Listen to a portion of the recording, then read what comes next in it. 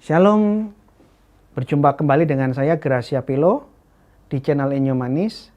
Ayo berapologetika. Tema kali ini masih sama, seputar tentang kodifikasi Quran. Saya sudah sampaikan data-data sejarah bahwa di episode yang lalu, setelah Utsman melakukan kodifikasi Al-Quran, semua Quran yang berbeda dari milik Utsman diambil, disobek-sobek, dibakar, dimusnahkan. Tidak terkecuali mushaf miliknya para sahabat. Semua yang berbeda dirampas, disobek, dibakar, dimusnahkan, dihilangkan. Ada satu sahabat yang memprotes tindakan Utsman, namanya Ibnu Mas'ud, Abdullah Ibnu Mas'ud. Dia awalnya menolak. Dia tidak mau menyerahkan mushaf miliknya untuk dihancurkan oleh Utsman. Nah, mari kita lihat siapakah Ibnu Mas'ud itu. Ini hadis sahih Bukhari, hadis sahih Muslim. Kalau kita baca hadis sahih Bukhari, disebutkan dengan jelas keutamaan Ibnu Mas'ud adalah orang yang paling tahu Al-Quran setelah Muhammad. Yang mengatakan ini adalah Muhammad sendiri. Muhammad meriwayatkan hadis bahwa orang yang paling tahu Quran setelah dirinya adalah Ibnu Mas'ud dan beberapa orang yang lainnya yang disebutkan di sini. Sehingga Muhammad mewasiatkan, kalau ada yang mau tanya-tanya, kepingin tahu tentang Quran, tanya kepada Abdullah Ibnu Mas'ud. Ini hadis sahih, ucapan langsung Muhammad, nabinya orang Muslim. Anda bisa saksikan di layar. Ini bentuknya. Kemudian Muhammad, ada hadis yang mengatakan Muhammad pernah menguji tingkat kehafalannya Ibnu Mas'ud. Ibnu Mas'ud membacakan Al-Quran yang dia hafal di ingatannya, dan dia membaca tanpa berhenti, tanpa putus, tanpa salah 70 surat berturut-turut. Sampai Muhammad mengatakan, sudah, cukup. Aku tahu, tidak ada orang yang tahu Quran setelah aku kecuali kamu. Saya sampaikan hadis ini kenapa? Kenapa hadis keutamaan ini Ibnu Mas'ud perlu saya sampaikan di sini? Karena kalau saya mengatakan Ibnu Mas'ud hafal detail Al-Quran, itu ada hadisnya. Dan yang ngomong itu Muhammad sendiri, orang yang paling tahu Quran setelah saya, Ibnu Mas'ud. Dan fakta sejarah, Ibnu Mas'ud pernah diuji langsung oleh Muhammad. Ini hadis, ini sejarah.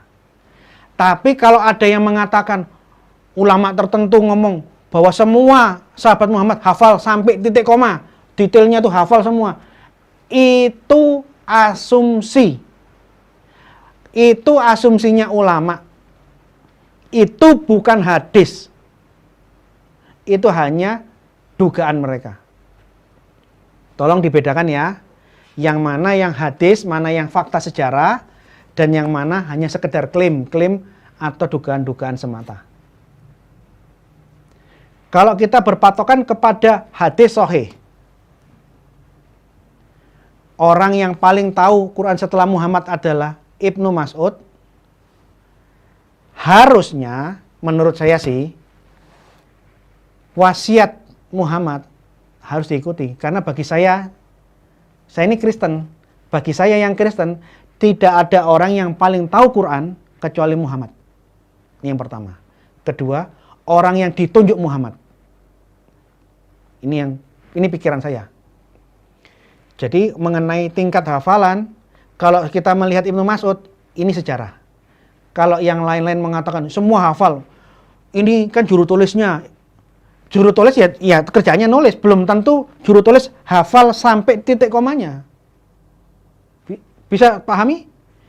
Said bin Sabit juru tulisnya Muhammad. Iya, dia hanya menyalin menulis.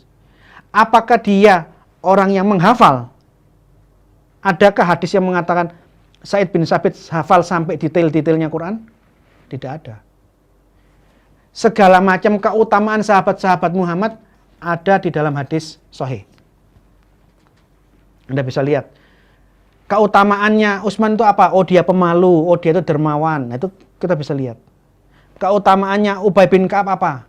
Kalau Ibnu Subair, kalau Abdullah Ibnu Mas'ud hafal Quran, paling tahu ilmu Quran, kata hadis, keutamaan Ubay bin Ka'ab adalah yang bacaan Qurannya paling bagus. Nah, sekarang saya masuk kembali ke sejarah kodifikasi Quran. Pertanyaan saya, kenapa orang yang paling tahu Al-Quran, Ibnu Mas'ud, orang yang Muhammad wasiatkan, kalau kamu mau belajar Quran, orang yang paling tahu Quran setelah saya itu Ibnu Mas'ud.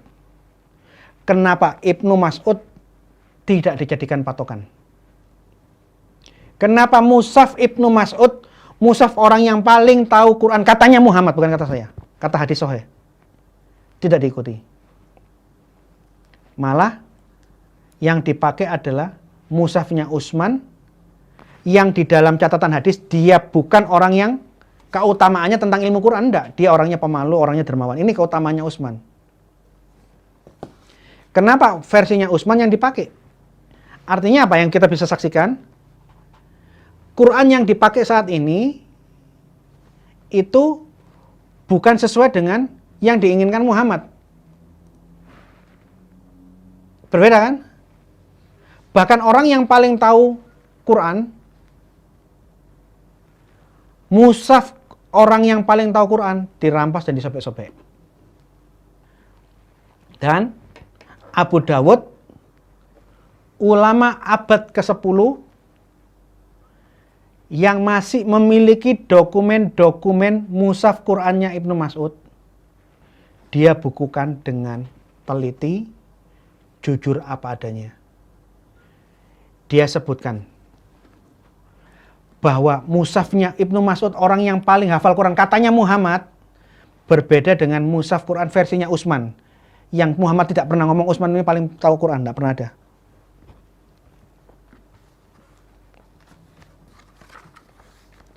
Di dalam bukunya ini, di dalam kitab Al-Masahif, Abu Dawud membandingkan mushafnya Utsman dengan mushafnya Ibnu Mas'ud, Ubay bin Ka'ab, dengan mushaf Qur'annya Ali, Ibnu Abbas, Abu Musa, Hafsah, Anas bin Malik, Umar bin Khattab, Said bin Sabit, Ibnu Subair, Ibnu Ammar, Aisyah, Salim, Ummu Salamah, Ubaid binti Umair.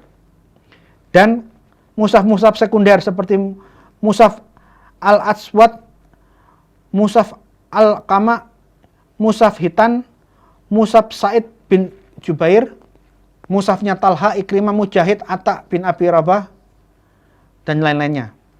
Jumlah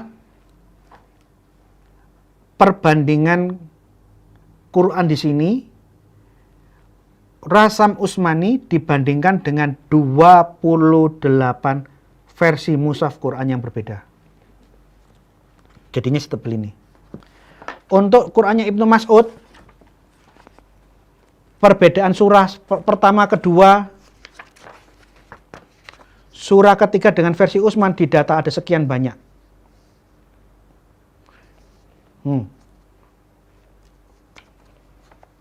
Nih perbedaannya. Didata satu persatu. Di surah ke-6 bacaannya Ibnu Mas'ud seperti apa, yang di Rasman Utsmani ada baca di sini-sini. Anda bisa saksikan di layar berikut ini. Dan Anda tahu jumlah total perbedaannya mushaf Utsmani dengan mushafnya Ibnu Mas'ud, orang yang paling tahu Al-Quran katanya Muhammad, katanya hadis, bukan kata saya. Berapa tadi? 1286 perbedaan ayat. ada 1286 teks yang berbeda antara versinya Utsman dengan versinya Ibnu Mas'ud, orang yang paling tahu Al-Quran, katanya Muhammad. 1286. Ini masih satu versi. Abu Dawud mencatat 28 Quran yang berbeda dibandingkan dengan Utsman. Ini teks-teks Al-Quran, baik teks-teks primer, yang dimaksud primer itu ya sahabat-sahabat utama, atau mushaf-mushaf sekunder yang bukan sahabat-sahabat utama. Lebih dari 10.000. Contoh salah satu perbedaan yang paling terkenal di surah Ali Imran, bunyi surah Ali Imran 19 di mushafnya Ibnu Mas'ud, orang yang paling tahu Quran katanya Muhammad, itu berbeda bunyinya dengan surah Ali Imran 19 versi yang kita pakai sekarang di seluruh dunia, Rasman Utsmani. Dalam Rasman Utsmani tertulis Inna dina indalahil Islam. Tapi dalam Ibnu Mas'ud tertulis Inna dina indalahil Hanifiyah. Agama yang benar di sisi Allah, katanya tulisannya Quran versinya Ibnu Mas'ud, agama yang benar di sisi Allah adalah agama Hanif. Dan ada keterangan di sini yang menulis bahwa agama yang benar di sisi Allah adalah agama Hanif bukan hanya mushafnya Ibnu Mas'ud, mushafnya Ubay bin Ka'ab juga mengatakan Inna dina indalahil Hanifiyah. Agama yang benar di sisi Allah adalah agama Hanif. Sedangkan Quran yang versi Rasman Utsmani, Rasam Utsmani, agama yang benar di sisi Allah adalah agama Islam. Ini beda. Tapi ingat, hadis sahih mengatakan dia yang paling tahu Quran. Bahkan pada waktu Qurannya mau diminta sama Utsman untuk dibakar, dia marah, dia tidak mau. Bahkan di dalam hadis dikatakan, aku sudah jadi Islam, aku ikut Islam bersama Muhammad sejak yang paling awal. Di saat Sa'id bin Tsabit masih kecil, masih anak-anak, rambutnya dikepang-kepang. Di saat Sa'id bin Tsabit masih anak-anak, masih bermain keluyuran, Ibnu Mas'ud sudah Islam, sudah ikut Muhammad sejak dakwah yang pertama. Di dalam hadis Sahih Bukhari dikatakan, aku tahu segala macam Quran, kapan ini turun, di mana diturunkan, dalam konteks apa. Ibnu Mas'ud ngomong kayak begitu. Jika ada orang yang lebih tahu Quran dari saya, tunjukkan siapa namanya, di mana dia tinggal. Selama saya bisa mengendarai onta, saya akan datang, saya kepingin temui. Ayat mana yang saya tidak tahu. Dia tercatat diuji Muhammad dan membacakan 70 surat berturut-turut tanpa henti, tanpa keliru. Dan Muhammad mengatakan, kalau kepingin belajar Quran, kepingin tahu Quran, orang yang paling tahu Quran setelah saya Ibnu Mas'ud. Belajarlah sama Ibnu Mas'ud. Nah, yang kita saksikan sekarang, Quran sekarang tidak menggunakan wasiat yang dibilang Muhammad. Nyatanya menggunakan versinya Utsman yang disalin oleh Sa'id bin Tsabit. Apakah ini masih sama apa enggak? Ya silakan Anda lihat apa yang ditulis di dalam buku ini. Ini tulisannya orang Muslim sendiri. Ternyata mushaf versinya Abu Dawud, mushafnya Ibnu Mas'ud memiliki 1286 perbedaan teks dibandingkan dengan versinya Utsman. Anda mengatakan, itu kan tafsirnya Ibnu Mas'ud. Oh, Ibnu Mas'ud orang yang ilmunya paling ngerti tentang Quran. Jangan merendahkan Ibnu Mas'ud. Karena kepakaran Ibnu Mas'ud diakui sama Muhammad sendiri. Saya aja loh yang Kristen hormat sama Ibnu Mas'ud. Karena apa? Ya tidak mungkin orang Muslim membantah apa yang dikatakan Muhammad, tidak mungkin.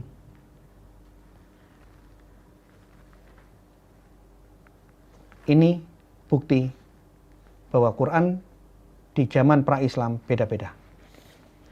Selain itu, jumlah surah antara mushafnya Ibnu Mas'ud, surahnya Ubay bin Ka'ab, dengan surah yang ada di dalam Rasam Utsmani itu tidak sama. Kita bisa lihat datanya di buku rekonstruksi sejarah Quran yang mengacu bukunya Al-Itqan fi Ulum Quran Jalaluddin As-Suyuti. Di dalam buku ini sudah didata. Ini susunan surah Ibnu Mas'ud. Ini datanya Quran Mushaf Ibnu Mas'ud menurut Al-Itqan dan Fihris. Al-Itqan mengatakan jumlah surahnya Ibnu Mas'ud 105 jumlah surahnya. Sedangkan Fihris tulisannya Al-Nadim jumlah surahnya 108. Jadi yang bilang 105 atau 108. Tidak 114. Ini yang versinya Ibnu Mas'ud. Ya. Tolong di zoom. Ini jumlah surah mushaf Qur'annya Ubay bin Ka'ab. Orang yang paling baik bacaan Al-Qur'annya. Perbandingan antara Al-Itqan dengan Al-Nadim menunjukkan nih. Jumlah surahnya 102 dengan 108. Jumlah surah di dalam Mushaf Ubay bin Ka'ab tidak 114. Beda. Dan yang menarik pada waktu kodifikasi Quran ada beberapa ayat yang hilang.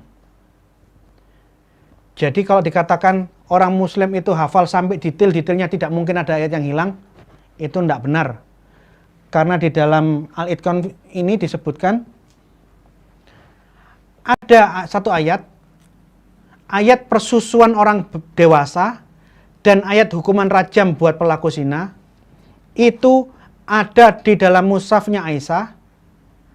Tetapi setelah mushafnya Aisyah disalin, dia bilang, maaf, mushafku ada yang rusak. Ada bagian yang dimakan binatang, dimakan dajin katanya hadis. Dajin ini apakah burung, apakah rayap atau binatang apa saya tidak tahu. Pokok yang benar itu pasti binatang. Dan ayat-ayat persusuan orang dewasa dan ayat hukuman rajam buat pelaku zina hilang. Begitu ayat dari mushaf Aisyah itu hilang, Said bin Said melakukan penyalinan.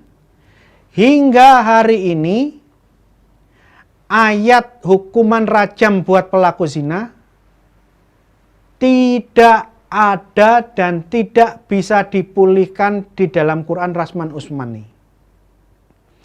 Jadi kalau ada yang bilang hafal sampai titik koma, sampai detail-detailnya tidak ada satu ayat yang hilang, itu tidak sesuai dengan sejarah. Dan yang menarik, di dalam bukunya Jalaluddin As-Suyuti Al-Itqan fi Ulum Quran, dia sebutkan kasus hilangnya ayatul rajim. Kasus hilangnya ayatul rajim, ayat hukuman rajam dia tulis. Dan Jalaluddin menuliskan sesuatu yang menarik. Saya tersenyum-senyum baca tulisannya Jalaluddin. Dia mengatakan, ayatul rajim adalah kasus ayatnya dihilangkan, dinansakkan. Namun hukumannya, hukuman rajam buat pelaku zina tidak dihilangkan tapi diteruskan. Pertama, kalau sampai dikatakan ayat ini dinansakkan, dihilangkan, yang menghilangkan siapa? Karena ayat itu ada di dalam mushafnya Aisyah awalnya. Pada waktu mushafnya disalin, Aisyah memberikan ke Said bin Sabit, dia bilang, maaf ada yang hilang dimakan binatang. Siapa yang menansakkan? Ayat itu masih ada di zaman Muhammad. Masih ada setelah Muhammad meninggal. Baru hilang di saat di zamannya Utsman. Katanya hafal sampai titik koma. Kalau hafal, hilangnya satu ayat ini dengan mudah dipulihkan. Oh, bunyinya yang hilang itu begini. Kan harusnya seperti itu. Tapi nyatanya apa? Begitu ayat ini hilang dari mushafnya Aisyah, sampai hari ini, sampai detik ini, ayatul rojim tidak ada di dalam Al-Quran. Hukuman buat pezina yang ada di dalam Quran hanya didera, dipukul. Bukan dihukum rajam. Jadi, umat muslim yang memberlakukan hukuman rajam buat pezina, dia melakukan hukuman itu tidak berdasarkan ayat, karena ayatnya sudah hilang, dan tidak bisa dipulihkan, hanya berdasarkan ingatan. Dulu pernah ada ayat seperti itu, tapi sepertinya apa? Tidak tahu. Kemudian, di dalam Al-Itqan fi Ulum Quran, Anda bisa saksikan di layar, bunyi dari ayatul rojim, ayat hukuman rajam ada 2 versi. Perhatikan. 2 versi ini menunjukkan bahwa ingatan penghafal yang satu dengan penghafal yang lain berbeda. Tidak ada keseragaman ingatan. Tidak ada. Satu ayat yang hilang aja tidak bisa dipulihkan. Bagaimana mungkin saya bisa yakin sekian banyak ayat masih sama, terjaga sempurna. Saya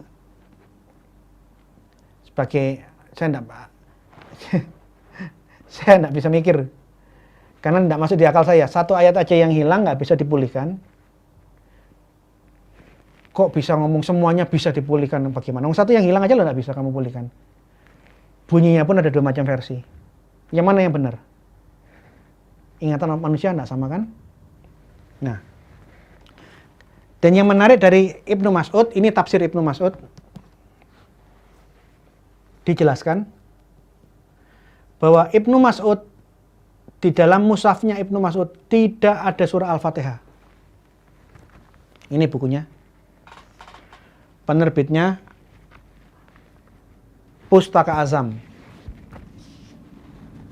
Ibnu Mas'ud ditanya, kenapa di dalam mushaf Qur'anmu tidak ada Al-Fatihah? Ibnu Mas'ud menjawab, kalau Al-Fatihah harus saya masukkan, saya harus tulis di semua pembukaan surah-surah, di semua surah. Ibnu Mas'ud tidak menganggap Al-Fatihah itu firman Allah di surga kepada manusia di bumi, kepada Muhammad, enggak. Ibnu Mas'ud sebagai orang yang tahu Al-Quran, dia ngotot mengatakan Al-Fatihah itu doa manusia kepada Allah di surga, bukan firman Allah surga kepada manusia di bumi, enggak. Oleh karena itu di dalam mushafnya tidak ada surah Al-Fatihah.